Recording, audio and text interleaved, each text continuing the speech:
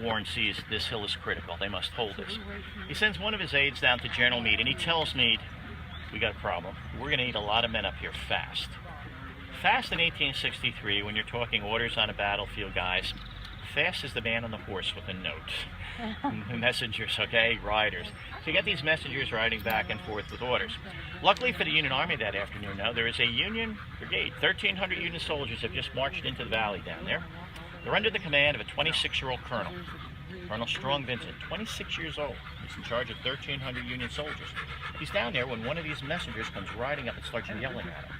Where's the general? I can't find the general. Where is he? I got orders here and I can't find this guy. Where is he? So Colonel Vincent goes, well, I don't know where the general is, but what are your orders? Tell me your orders.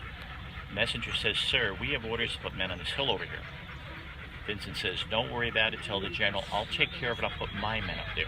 So with that, on his own initiative, a 26-year-old colonel takes 1,300 Union soldiers, marches down the farmland. He comes up the back of the hill, up the logging path, and he will put his 4 Union regiments on the south slopes of Little Round Top. Vincent was Chamberlain's boss. It was Colonel Vincent who told the college professor down there, don't you move. How critical is one little decision by a 26-year-old colonel? Right. Very critical.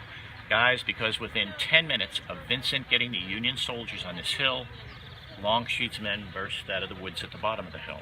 He beats them here by maybe 10 minutes. Which means if this officer says, I'm not going to do anything until somebody gives me a direct order, the Union Army could have lost this hill without a shot being fired. There's a big what if right here. Now the first Confederate attacks that hit Little Round Top are going to occur right here in front of you. These are going to be some of the toughest troops in Lee's army. This is part of the famous Texas Brigade. These are Texas boys. What's that phrase? Don't mess with Texas. Yeah, they come storming up the hill right here in front of you. They crash into the 16th Michigan. Now the 16th, it's a small regiment. The Texans are trying to get around the flank right here. And if that's not bad enough, for some reason, the battle flag of the 16th Michigan starts moving backwards. Now the men are looking up. We're retreating, we're pulling out. What's going on? Now we have a confusion factor down there.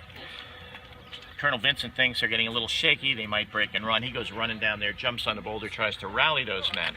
And while he's doing that, he's shot. He goes down mortally wounded. At this point, Warren here is trying to grab anybody he can lay his hands on.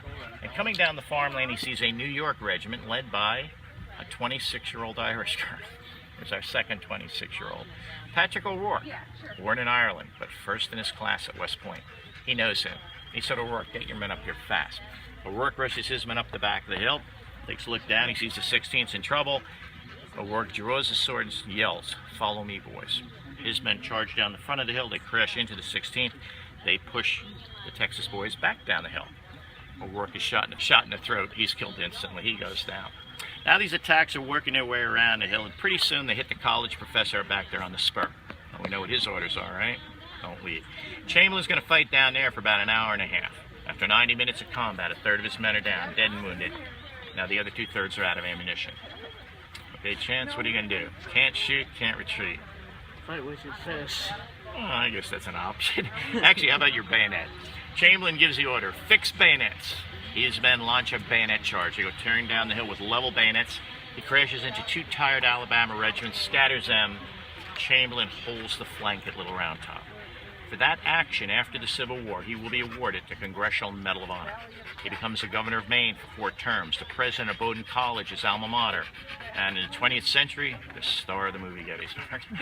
Does a great job down there, no doubt about it. But I always tell people, true, but what about the men everybody forgot about? What about Warren? He saw the danger. What about Vincent? About Vincent, Chamberlain's not even on the hill. Kind of works safe in front of the hill.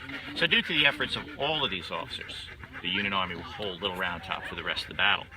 Well, this battle is raging up here, though, guys. Out there in front of you, there's a huge battle underway. From the rocks of Devil's Den through the wheat field up to the peach orchard, there's Longstreet crashing into the Union battle line out there. And out there, Longstreet is much more successful. He'll drive the Union troops out of the rocks and off the ridge.